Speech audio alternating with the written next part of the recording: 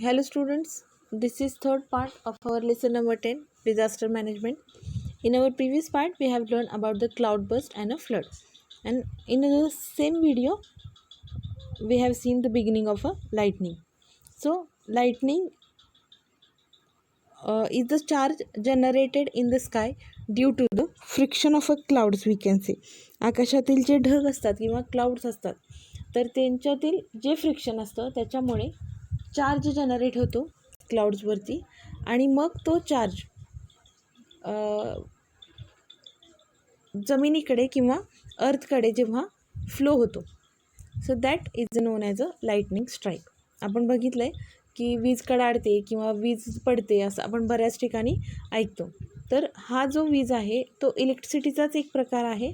It's a form of a electricity जो ढगांच्या किंवा क्लाउड्सच्या फ्रिक्शनमुळे तयार झालेला असतो. So here we will see more about the lightning. Wonderful things to know. काही अफलातून गोष्टी ज्या आपण माहीत करून घेऊयात किंवा ज्या आपल्याला माहीत नाहीत. Lightning temperature more intense than the sun. Lightning किंवा विजेचा जो कडकडाट असतो त्याचं टेम्परेचर हे सन म्हणजे सूर्यापेक्षासुद्धा जास्त इंटेन्स किंवा जास्त असतं. सूर्यापेक्षासुद्धा जास्त असतं. Not all lightning strike the ground. In fact, about 95% of the lightning flashes are limited to the sky. जे काही सगळे लाईटनिंग स्ट्राईक असतात किंवा जी काही पूर्ण वीज कडाडत असते ती पूर्णच्या पूर्ण ग्राउंडवरती कधीही पडत नाही किंवा सगळी जी वीज आहे ते जे लाईटनिंग आहे it doesn't strike on a ground. तर 95% of a lightning flashes are limited to the sky. तर जी काही टोटल वीज असते किंवा लाईटनिंग असते त्याच्यातला 95% भाग जो असतो तो स्काय पुरताच लिमिटेड असतो किंवा तो आकाशामध्येच लिमिटेड असतो. Only the 5% of a lightning reaches the ground. आणि जी 5% किंवा 5% लाईटनिंग आहे ती जमिनीपर्यंत पोचते. म्हणजे जमिनीवरती वीज पडली असं जे आपण म्हणतो ती टोटल जे काही लाईटनिंग आहे त्याच्या फक्त 5% असते. Lightning can be generated within one cloud, between two clouds or between a cloud and a ground.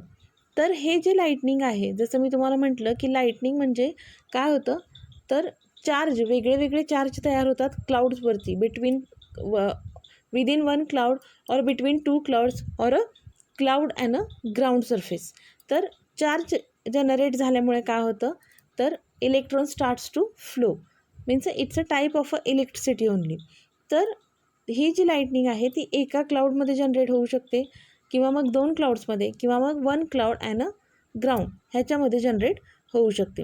About 40 lightning flashes occur per second in the atmosphere.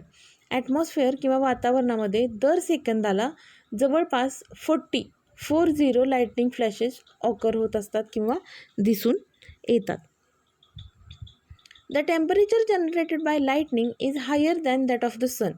लाईटनिंगमुळे जे काही टेम्परेचर जनरेट होत असतं as we have seen it's generated because of the friction. आणि त्या फ्रिक्शनमध्ये टेम्परेचरसुद्धा create होत असतं. तर त्या लाईटनिंगचं जे टेम्परेचर आहे ते सूर्याच्या टेम्परेचरपेक्षासुद्धा जास्त असतं. It's higher than that of the sun. Due to this high temperature the air under high pressure expand suddenly and the loud crashing sound is a heard. तर आपल्याला माहिती आहे की जेव्हा टेम्परेचर वाढतं तेव्हा एअर जी आहे ती एक्सपॅन्ड होत असते किंवा हवा जी आहे ती प्रसरण पावत असते. मग ज्या वेळेला ॲटमॉस्फिअरमध्ये लाईटनिंग ऑकर होतं किंवा आकाशामध्ये जेव्हा विजा चमकत असतात त्यावेळेला काय होतं lightning is a very quick process. As we have seen एका सेकंदामध्ये लाईटनिंगचे 40 फ्लॅशेस आपण ऑब्झर्व करू शकतो. म्हणजे it's a very quick process. आणि त्या क्विक प्रोसेसमध्ये खूप मोठ्या प्रमाणात ट्रिमेंडस असं टेम्परेचरसुद्धा निर्माण होत असतं. आणि मग अशा छोट्याशा वेळामध्ये पटकन इतकं जास्त टेम्परेचर वाढल्यामुळे काय होतं तर आजूबाजूची हवा जी असते विच इज अंडर प्रेशर तर ती हवा चटकन एक्सपॅन्ड होते because of the high temperature. आणि त्यामुळे क्रॅश झाल्यासारखा असा एक कडाडणारा आवाज आपल्याला ऐकायला येतो ज्याला आपण वीज कडाडली असं म्हणतो. Do you know lightning strike open ground maximum Times. तुम्हाला माहीत आहे का की लाईटनिंग स्ट्राईक जी आहे किंवा जी वीज पडते आकाशातून जमिनीवरती ती बऱ्याचदा ओपन ग्राउंडवरती किंवा मोकळ्या मैदानामध्ये पडत असते. The world's mortality rate due to lightning is low. लाईटनिंगमुळे असणारा जो काही वर्ल्डचा मोर्टॅलिटी रेट आहे किंवा जागतिक मृत्यूदर आहे तो खूप कमी आहे. म्हणजे वीज पडल्यामुळे खूप कमी लोकांचा मृत्यू होतो. However survivor of a lightning strike suffer long term effects. पण तरीही बऱ्याचदा असं होतं की वीज पडली आणि त्यातून बचावणारे जे लोक आहेत किंवा त्यातून ज्या लोकांवरती फक्त विजेचा आघात झाला आणि त्यातून ते व्यवस्थितपणे बचावलेत त्या लोकांना त्या गोष्टीचे किंवा त्या स्ट्राईकचे काही लाँग टर्म्स इफेक्टसुद्धा सहन करावे लागतात. Immediate treatment of a lightning affected person can be save their life. समजा असं कुणीही एखादा पर्सन आहे जो लाईटनिंगमुळे अफेक्ट झालेला आहे किंवा त्याच्या अंगावरती वीज पडलेली आहे, तर immediate treatment can save their life. अशा व्यक्तीला पटकन जर आपण प्रथमोपचार उपलब्ध करून दिला किंवा इमिजिएट डॉक्टरची ट्रीटमेंट दिली तर तो माणूस त्याचा जीव वाचवू शकतो किंवा आपण त्या माणसाला वाचवू शकतो. A study of places struck with a lightning show that it happens more on open ground than under a tree or near water. तर जगामध्ये अशा ज्या काही ठिकाणं आहेत जिथं लाईटनिंग स्ट्राईक्स ऑब्झर्व केले जातात किंवा लाईटनिंग स्ट्राईक्स दिसून आलेले आहेत पास्टमध्ये, तर अशा प्लेसेसचा स्टडी केल्यावरती असं दिसून आलं आहे की जनरली लाईटनिंग स्ट्राईक्स जे आहेत ते ओपन ग्राउंडवरती ऑब्झर्व केले जातात. म्हणजे वीज जी आहे ती ओपन ग्राउंडवरती मोकळ्या मैदानात पडते. जनरली आपण म्हणतो की झाडांवरती वीज पडते किंवा पाण्यामध्ये वीज पडते, तर असं नाही होत. Lightning strikes generally observe on a open ground. Mishaps have occurred most often when a person is at a high place or near a tall object. तर मिसहॅप्स म्हणजे अपघात. समजा म्हणजे कुणीही एखादा व्यक्ती आहे आणि वीज पडून त्याचा मृत्यू झाला आहे किंवा तो इंजर्ड झाला आहे किंवा he is affected by lightning. असं केव्हा होतं, जेव्हा ती पर्टिक्युलर व्यक्ती एखाद्या हाय प्लेसला असेल किंवा उंचीच्या ठिकाणी असेल किंवा नियर अ टॉल ऑब्जेक्ट किंवा उंच असणाऱ्या एखाद्या ऑब्जेक्टच्या शेजारी असेल. म्हणजे उंच झाड आहे किंवा टॉवर आहे किंवा उंच बिल्डिंग आहे, तर अशा ठिकाणी जर पर्टिक्युलर माणूस उभा असेल लाईटनिंगच्या वेळेला किंवा तो जर त्या परिस्थितीमध्ये असेल तर मात्र त्याला त्याचे परिणाम भोगावे लागतात किंवा मग बऱ्याचदा असे अपघात घडून येतात. What precaution will you take during thunderstorm. तर थंडरस्टॉर्म असताना किंवा आकाशामध्ये अगदी विजेचा कडकडाट होतोय, वादळ वारं वगैरे सुटलं आहे आणि अशा वेळेला तुम्ही कोणती प्रिकॉशन किंवा कोणती काळजी घ्याल. First, do not stand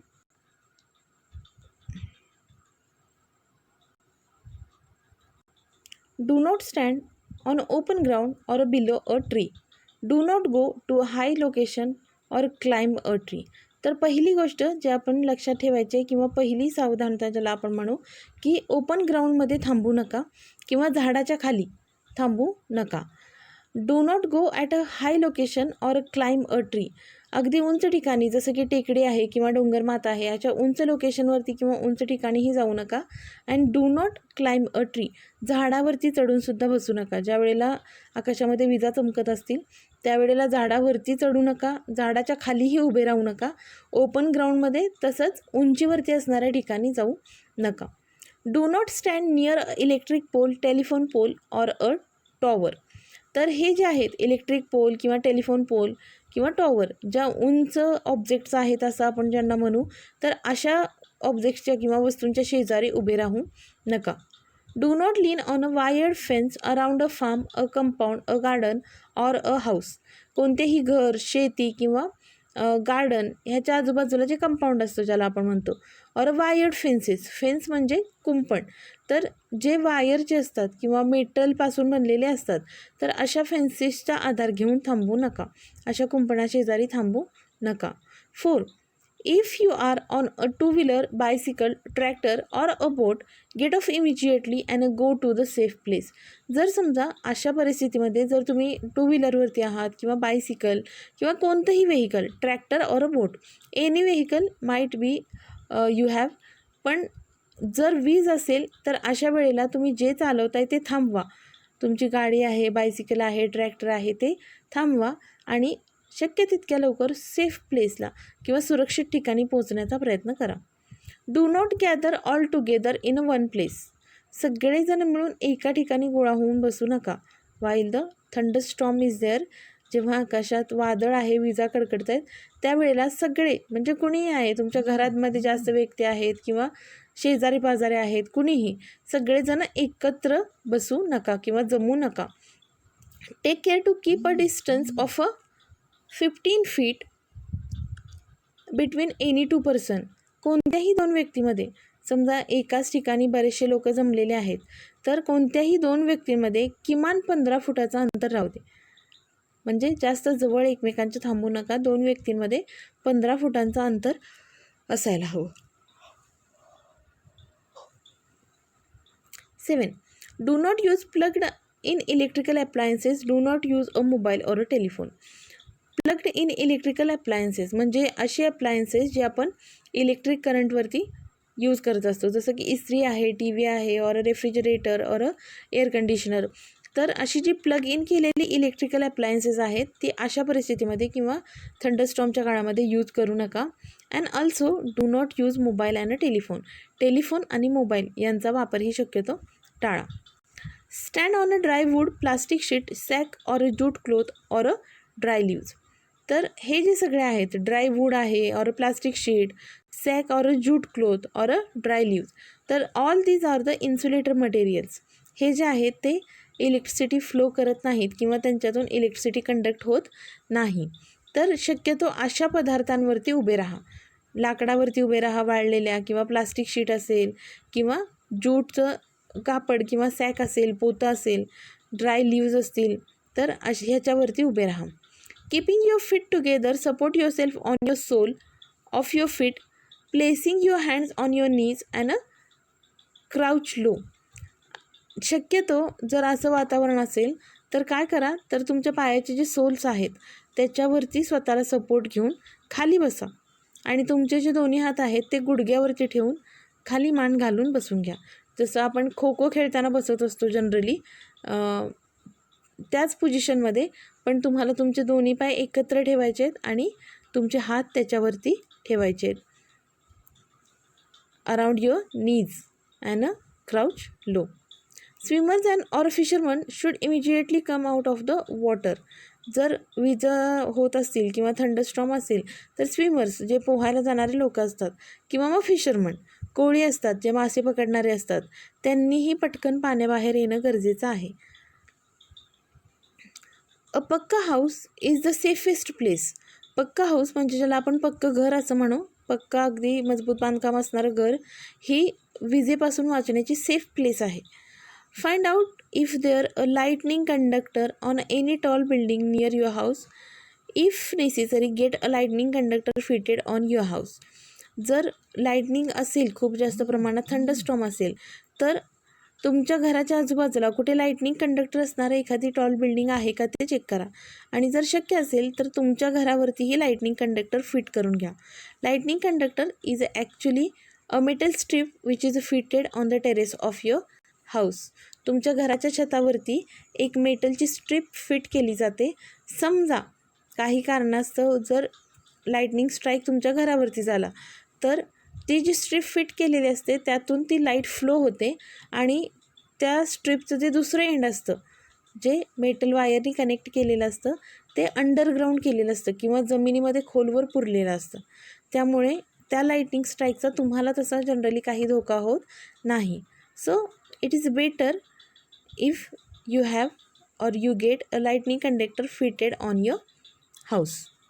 my friend, the internet. Visit the website www.ndma.gov.in and compile information about the disaster and disaster management. तर इंटरनेटचा वापर तुम्ही करावा म्हणून तुम्हाला ही ॲक्टिव्हिटी दिलेली आहे. तर www.ndma नॅशनल डिझास्टर मॅनेजमेंट अथॉरिटी.gov.in. तर ही जी आहे नॅशनल म्हणजे सेंट्रल गव्हर्नमेंटची अथॉरिटी आहे. तर तुम्ही त्यांच्या वेबसाईटला भेट द्या आणि वेगळ्या वेगळ्या डिझास्टर आणि डिझास्टर मॅनेजमेंटची माहिती मिळवून घ्या. So in this video we have learn about the lightning. In our next video we are going to learn about the volcanoes and tsunamis. So keep watching the videos, and if you have any problem message me and subscribe the channel. Thank you.